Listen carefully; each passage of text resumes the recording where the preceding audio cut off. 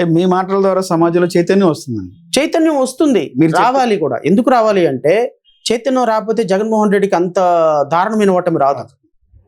జగన్మోహన్ రెడ్డి జగన్మోహన్ రెడ్డి ఓటమిలో ప్రధానంగా దానిలో మీ పాత్ర ఉంది. మేబీ నేను అంటే నా పాత్ర, నేను అన్ను ప్రజల పాత్ర, మీ ఫైట్. ఇప్పుడు ప్రజల్ని అప్రిషియేట్ చేయించి ప్రజలు అనేవాళ్ళు కరెక్టే కదా, ఇది జగన్మోహన్ రెడ్డి ఇలా చేశాడని ప్రజలు నమ్మారు. నేనేమంటానంటే జగన్మోహన్ రెడ్డి చాలా వరకు బెటర్ వీళ్ళ మీద. నేను ఆ మాట ఎందుకు వాడాను అంటే గత 5 ఏళ్లలో ఎవరు చూసినా రాక్షసుడు జగన్. నేను అనేది ఇప్పుడు జగన్మోహన్ రెడ్డి విధానాలు చాలా తప్పు విధానాలు ఉన్నాయి, కానీ స్కూళ్ళ విషయంలో జగన్మోహన్ రెడ్డి చాలా అడ్వాన్స్ స్టెప్. ఆయన్ని నేను ఖచ్చితంగా అప్రిషియేట్ చేస్తే రాదు. భారతదేశంలో అమ్మఒడి లాంటి ఒక ప్రోగ్రాము బహుశా ఏ ముఖ్యమంత్రి ఆలోచించి ఉండాల.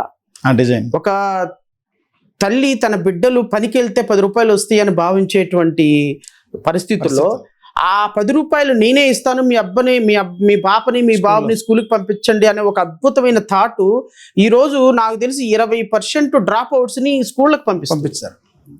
ఇప్పుడు 100 మంది పిల్లలు స్కూల్కి వెళ్తే 80 మంది పిల్లలు డ్రాప్ అయ్యారు. ఇప్పుడు డ్రాప్ అవుట్స్ తగ్గిపోయి మనకి నెలకు 15,000 వస్తున్నాయి కదా, పిల్లలు స్కూల్కి పంపిద్దాం. ఇది దేశంలో ఏ ముఖ్యమంత్రి ఆలోచన చేయని ఒక అద్భుతమైన నిర్ణయం. నేను జగన్మోహన్ రెడ్డి గారిని ఆ విషయంలో అప్రిషియేట్ చేయాలి. అండ్ స్కూళ్ళు కార్పొరేట్ స్కూల్స్ కంటే చాలా బాగా తయారైనవి, అది కూడా అప్రిషియేట్ చేయాలి. అండ్ హాస్పిటల్స్ ఇంటింటికి వైద్యం, ఆరోగ్యశ్రీ, ఇంతవరకు అంటే విద్యని వైద్యాన్ని ప్రజలకు చేరువ చేయటంలో రాజశేఖర రెడ్డి గారి తర్వాత ఆయన స్థాయిలో జగన్మోహన్ రెడ్డి గారు. ఆ 2 విషయాలను మనం ఎలా డిస్ప్యూట్ చేస్తాం? మేబీ జగన్మోహన్ రెడ్డి గారితో నేను డిస్ప్యూట్ అయ్యే విషయాలు చాలా ఉన్నాయి, అవన్నీ నేను ఇప్పుడు ఈ సందర్భంలో ప్రస్తావించను. ఎందుకంటే ప్రతిపక్షంలో ఉన్న తర్వాత ఆయన ప్రస్తావించాల్సిన అవసరం లేదు, ప్రజలు ఆల్రెడీ పనిష్ చేశారు. సో జగన్మోహన్ రెడ్డి గారి పరిపాలనకి ఈ ప్రభుత్వ పరిపాలనకి చాలా తేడా ఉంది, నక్కకి నాగలోకి అనుకున్న తేడా ఉంది. ఈరోజు రాష్ట్ర ప్రభుత్వంలో ఎమ్మెల్యేలు డెలిబరేట్గా డైరెక్ట్గా నాకెంత నీకెంత అంటున్నారు. ఆ రోజున ఎమ్మెల్యేలు ఆ స్థాయి లేదు. ఎంపీ కాంట్రాక్ట్ చేస్తే ఎమ్మెల్యే డబ్బులు ఇకపోతే అక్కడ పని జరగని పరిస్థితి గుంతకల్లో చూసాం కదా 2-3 రోజుల నుంచి. ఇదే విషయం పవన్ కళ్యాణ్ గారు కూడా ప్రస్తావించారు. ఈ కొలికలపూడి శ్రీనివాసరావు తిరువూరు ఎమ్మెల్యే పరిస్థితి ఏంటి? కేశినేని చిన్ని చేస్తున్న దుర్మార్గాలను ఎవ్రీడే ఆయన దొయ్యబడుతున్నాడు కదా. సో రాష్ట్రంలో ఎమ్మెల్యేలు ఎంపీలు ఎలా తయారయ్యారంటే ప్రజలను పీక్కు తినే రాక్షసుల్లాగా తయారైపోయినారు. ఈ రాక్షసులకి పెద్ద రాక్షసుల్లాగా చంద్రబాబు నాయుడు, నారా లోకేష్, పవన్ కళ్యాణ్ తయారైనారు.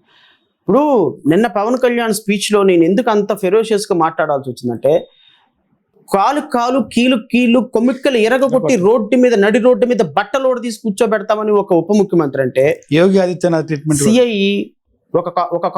ఒక స్టేషన్ హౌస్ సిఐ పరిస్థితి ఎలా ఉంటుందండి? ఒక డిఎస్పి పరిస్థితి ఎలా ఉంటుంది? ఎవరినో ఒక దొంగను పట్టుకొస్తారు, కూర్చోబెడతారు. అనుకుందాం రౌడీ షీటరే అనుకుందాం. రౌడీ షీటర్కి ఒకసారి ముద్ర పడిన తర్వాత వాడు చేసిన పని తీసుకొస్తారు, ఎవ్రీ క్రైమ్కి తీసుకొస్తారు, కూర్చోబెడతారు. వాడికి 4 కోటింగ్లు ఇవ్వరా అన్నాడు డిఎస్పి. సార్ కొట్టకూడదు కదా సార్, గబక్కని ఈడేమన్నా అయిపోతే మనకు ప్రాబ్లం అవుతుంది అంటే ఊరుకోరా బాబు, మన పవన్ కళ్యాణ్ గారే కాలు కోలి ఎరగదేమంటే ఆయన చూసుకుంటే నీకెందుకు, కానీ ప్రభుత్వం మన వైపు ఉందిరా బాబు, నువ్వు కొట్టేవాడిని అంటే సివిల్ సెటిల్మెంట్లు నీకు మీరు ఇది కూడా మీకు చెప్పాలి. 2019 నుంచి 24 వరకు నేను వేసిన కేసెస్ ఒక 4-5 వేలు ఉంటే 24 నుంచి ఇప్పటి వరకు ఒక 2,000 కేసులు ఉంటాయండి. ఈ 2 సంవత్సరాల్లో 1,500 నుంచి 1,800 కేసులు ఉంటాయి. ఈ 1,800 కేసుల్లో సగానికి సగం కేసులు అంటే చెప్పనా, not to call to the police station. Civil settlement లో పోలీసులు ఇన్వాల్వ్ అవుతున్నారు, అలా ఇన్వాల్వ్ అవ్వద్దు అనే కేసులే సగానికి సగం కేసులు ఉన్నాయి ఈ ప్రభుత్వంలో. కారణం ఏంటి?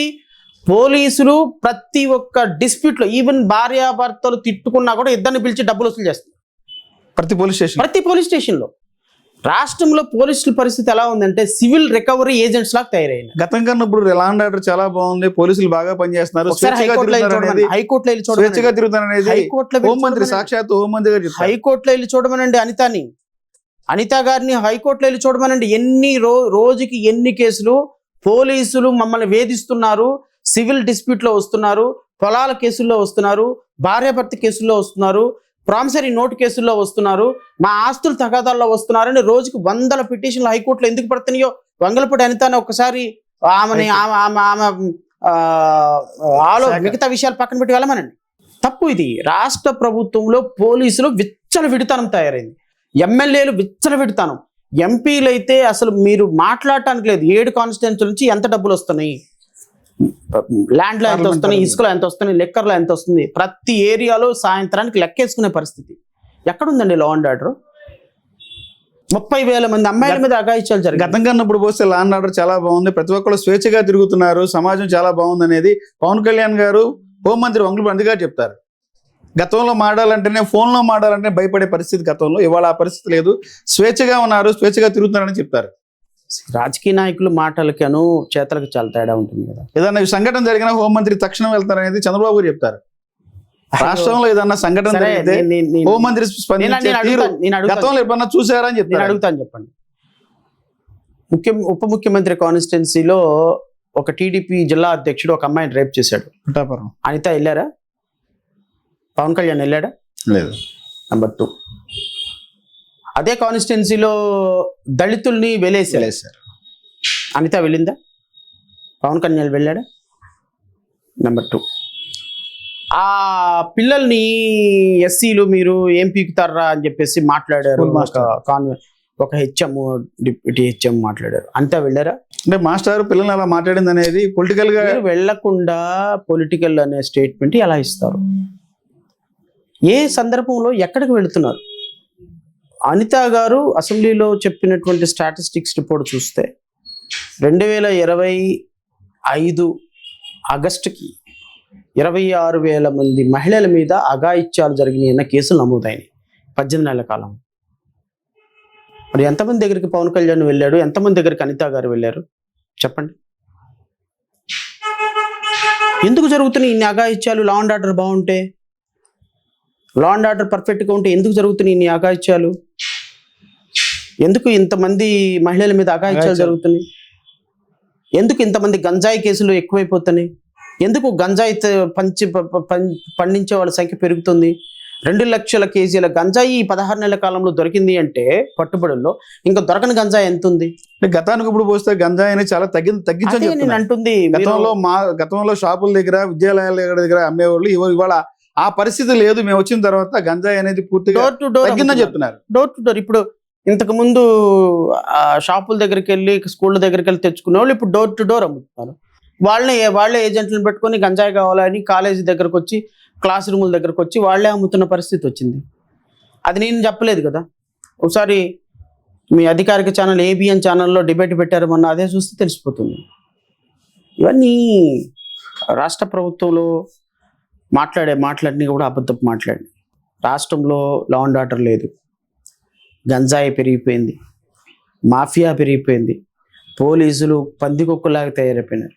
వీళ్ళందరినీ పరిపాలించే ఎమ్మెల్యేలు, ఎంపీలు అయితే మాకెంత షేరు, మీకెంత అంటున్నారు.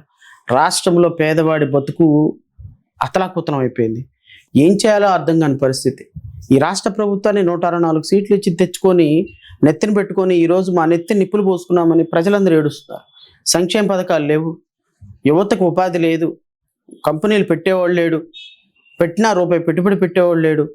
చాలా దారుణమైన పరిస్థితుల్లో రాష్ట్రం ఉంది అనేది గ్రౌండ్ లెవెల్లో రిపోర్టు. అది నేను అంటమో ఇంకోటి అంటమో కాదు. మీరు రోజుకి, వారంలో ఒక 3-4